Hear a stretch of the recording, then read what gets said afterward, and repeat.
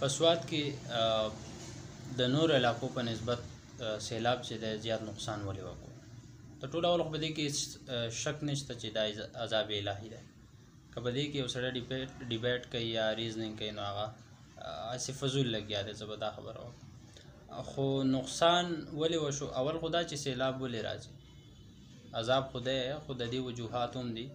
هغه کوم وجوهات دي چې د هغې د وجې سیلابونه راځي هغه جدا یو ډیبیټ دی، جدا قصه ده. که هغې ته اوړو خبره به ډېره اوږدېږي. کلایمیټ چینج څه ته وایي، د هغې داسې قصه ده. دغه ټولې چې دي دا وروستو خبرې دي. خو نقصان د نورو علاقو په نسبت په سوات کې ولې زیات وشو؟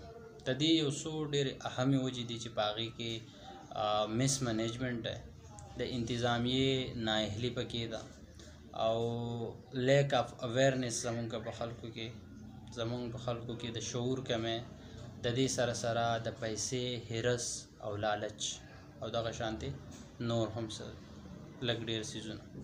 دغه یو څو وجوهات دي. تاسو به وایئ چې څنګه؟ نو که زه د ټول اول دې له راشم چې مس منیجمنټ یا د انتظامیې نااهلي چې د هغه څنګه ده، نو هغه په دې سنس کې ده چې که تاسو وګورئ خاص کر د مدین نه واخله تر کالام پورې او دا څومره نقصان چې شوی دی، نو زیاتره په دې کې آبادي چې که د آبادۍ خبره مونږ وکړو چې یاره آبادي سیند چې د هغه د ځان سره لاو کړې ده، نو هغه آبادي ده کوم چې په سیند کې جوړه شوې ده. نو چې په سیند کې جوړېږي ظاهره خبره ده چې هغه په سیند د ځان سره لاو کوي.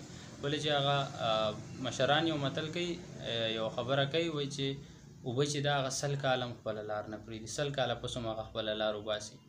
نو په 2010 کې دا هر څه قصې مونږ لیدلې وې، خو دې خلکو د هغې نه هېڅ قسم عبرت وانخیستو، هغه خبرې چې د هغه اګنور کړه. نو د انتظامیې نااهلي دا ده چې قانون خو دا دی چې د اوبو نه 200 فیټ منیمم فاصله کې به کم از کم په 200 فیټ به د اوبو نه لرې آبادي کېږي. خو که مونږ وګورو په بحرین، مدین یا کالام کې، نو هغه د څومره آبادیانې چې شوي دي او زیاتره هوټلې یا رسټورانټس چې کوم دي د سیند د غاړې، نو د هغې کم بنیادونه چې دي هغه په سیند کې دي. یعنې په سیند کې ستنې راوچتې شوي دي او هوایي چې دا آبادي شوي ده په سیند له پاسه او هوټلې جوړې شوي دي. او که کمې مطلب که هوایي آبادي هم چا نه ده کړې، خو هغه هم داسې دي چې بالکل د سیند په کناره باندې هغه آبادي شوې ده. نو یو د ټولو نه غټه وجه دغه هم ده. او د انتظامیې نااهلي داسې ده چې یاره باقاعده قانون پروت دی، نو دا خو د انتظامیې کار دی، دا خو د عوام کار نه دی چې په دې باندې ایکشن واخلي. په هغې باندې عمل درآمد کول چې دي دا د انتظامیې کار دی.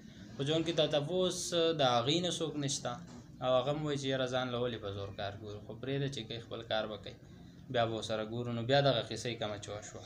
دویمه خبره چې هرس او لالچ، که موږ وګورو نو په 2010 کې دا کم نقصان چې وشو، دا کم شکل چې نن د سوات ته دا په 2010 کې هم هر چا ته یاد دي، د چا نه به هم نه هېر. او که د چا نه هېري نو د انټرنیټ زمانه ده، لږې د 2010 هغه ویډیوز او تصویران راواړوئ ځان ته او دا ورسره میچ کوي، هم هغه سیم سیچویشن دی. صحیح ده؟ دا هوټلې، دا رسټورانټس، دا دوکانونه، دا پارکونه، دا هر څه هغه شانتې تباه شوي څنګه چې نن دي. ټیک ده؟ خو د هغې نه پس هم دغه کم انویسټر چې دي، کم چې سرمایه دار دي، هغې ته خو د دې نه څه نقصان نشته. دا خو مونږ وایو چې یاره نقصان وشو، آبادي تباه شوه، حالانکې دا د انویسټر هېڅ نقصان هم نه دی. که یو سړی 15 کروړه روپۍ نقصان شوی دی، د هغه هوټل چې دی هغه سین وړی دی، خو چې هغه 15 کاله مخکې هم هغه هوټل جوړ کړی، ته د هغه نه صرف تپوس وکوه ته په کال کې څومره ریوینیو جنریټ کوې. کال هم پرېږده، کالام کې خو دنیا فیسټیولي اخترونه یې، هغه نه ته صرف دا وایي په تېر اختر کې تا څومره ریوینیو جنریټ کړې ده، تا څومره پیسه چاپ کړې ده، هغه به تا ته ووایي. نو د هغه دپاره 15 کروړه یا 10 کروړه روپۍ چې دي دا هېڅ معنی نه لري چې یو سړی د یوې کمرې د یوې شپې د 10,000 نه واخله او تر 30-40,000 روپو پورې کرایي اخلي صرف رینټو، نو هغه دپاره کروړ، 2 کروړه او 15 کروړه روپۍ هېڅ معنی نه لري. ښه، بله خبره زمونږ نااهلي یا په مونږ کې لیک اف اویرنس څنګه دی. نو کم چې د چا چې کورونه، د چا چې واړه واړه دوکانونه، کم چې مطلب انویسټر یا سرمایه داران ورته مونږ رشو ویلی، خو غریبه طبقه هغې چې دی په هغې کې خو هم دا شعور نشته، د هغې خو هم دا سوچ نشته چې یاره زه د خپل کور جوړم، د خپل دوکان جوړم، زما خو دغه د ټول عمر جمع پونجي ده، ټول عمر کې مې دغه ګټه وټه کړې ده. دا زه په دې ځای لګوم سبا چې دا سین راشي د دې نتیجه به څه خو هغه هم د رس په لالچ کې بس ځمکه بچت کول غواړي او لاړ شي او د سیند په غاړه باندې آبادي وکړي، نو د هغې بیا دغه حالات دي. بل که موږ دې خبرې ته سوچ وکړو چې یاره ځاني نقصان چې کم شوی دی که نه، که په هغې کې موږ وګورو نو هغې کې به تاسو ته ډېر کم کیسز داسې میلاو شي چې یاره په کور باندې سیند راغلی یا په هوټل باندې اوبه راغلي او په هغې کې خلک و هغه، ولې چې الرټ چې دی هغه د مخکې نه جاري شوی او خلکو آبادیانې خوشي کړي وي.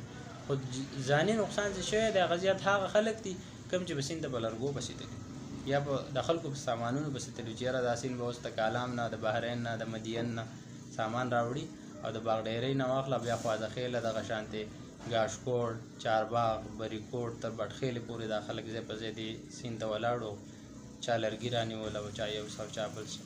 نو د دې خلکو خو دا سوچ نشته چې یاره تر نننۍ ورځې پورې ما چې کوم لرګي سېځل هغه ته سیند کې ما رانیول، زما په کور کې چې کوم فرنیچر پروت دی د دې دا لرګي ما په سیند کې رانیولي یا زما په کور کې چې کوم لرګی لګېدلی دی دا لرګي ما په سیند کې رانیولي یا الله تعالی چې دی ما له د دې بل څه ذریعه جوړه کړې وه. نو چې تر دې ساعته پورې تا له بله ذریعه جوړه کړ به خو د دې نه پس به یې دله هم جوړی، خو نه موږ خو د ټینګې نه یو، موږ خو چانسیان قوم یو، موږ خو چانس ته ناست یو. نو په چانس کې موږ هم اکثر بیا په چانس کې لاړ شو څنګه چې پکې دا دومره خلک لاړ. نو زیاتي ځاني نقصان چې شوی دی نو د هغې مین ریزن دغه و. ډېر کم خلک داسې وو چې هغه ان انټینشنلي په سیند کې یا اوبو پساو کړي دي او هغه چې دی هغه سیند وړي دي. میجارټي چې څومره هم خلک اوبو وړي دي نو د هغې مین ریزن دغه و چې دا خلک تللي وو په سیند کې لرګي رانیول. اوس مطلب څه نقصان څه چې وو هغه خو شو، هغه هر څه خو لاړل په سیند لاغو شو. اوس خو پکې هېڅ هم نه کېږي، څه چې شوي دي هغه شوي دي. پښتو متل دی وایي د ورخه تېرې اوبه چې دی هغه بېرته نه راګرځي که نه، یو ځل چې اوبه واوړي نو هغه غوښتې واپس کولی هغه بیا څوک نه شي. خو اوس نیکسټ ټایم دپاره زما په خیال انتظامیې له دا په کار دی په دې باندې یو ډېر سټرکټ ایکشن چې کوم دی هغه اخیستل لازمي دي چې یاره کم قانون دی د هغې نه به بالکل په هغې کې به په یوه انچه کې هم کمپرومایز نه وي، که 100 فوټه یا 200 فوټه یا 1.5 فوټه مینیمم لیمټ دی. په کار دی چې 40-50 که 200 فوټه مینیمم لیمټ چې یاره د دې نه کمه آبادي اوبو ته نږدې نشته په قانون کې، نو په کار دی چې هغه لیمټ دوی ایکسټینډ کړي او 2.5 ته یې ورسوي. د هغې مین ریزن دا دی چې سبا لکه څومره سیلابونه راځي څومره هم ډېر مقدار کې اوبه راځي خو د هغې به آبادۍ ته څه قسمه نقصان نه او کم آبادي چې ده هغه به نه متاثره کېږي د دې نه. نو زما په خیال خو د دې دغه وجوهات دي او مخنیوی هم زموږ سره صرف او صرف دغه یوه لار ده چې یاره انتظامیه به دې باندې د راتلونکي دپاره سټریک ایکشن واخلي او په دې کې هېڅ قسمه کمپرومایز چې کوم دی هغه ونه کړي او تجاوزات چې کوم دي هغه خو بالکل د سیند په غاړه چې کوم دی هغه فري نه دي. هغه که انویسټرز دي چې هغه منې کړي که هغه لوکل دي هغه هم منې کړي او هېڅ قسمه په دې کې کمپرومایز انتظامیه ونه کړي نو کم تاوانونه څه نقصانونه چې وشو هغه خو وشو خو راتلونکی وخت به انشاءالله دومره نقصان او په دومره لوی مقدار کې به بیا نه کېږي. اتفاق او اختلاف ستاسو حق دی، د هغې نه زه تاسو نشم منې کولی. زما خپل دا خیال دی، ستاسو چې څه خیالي هغه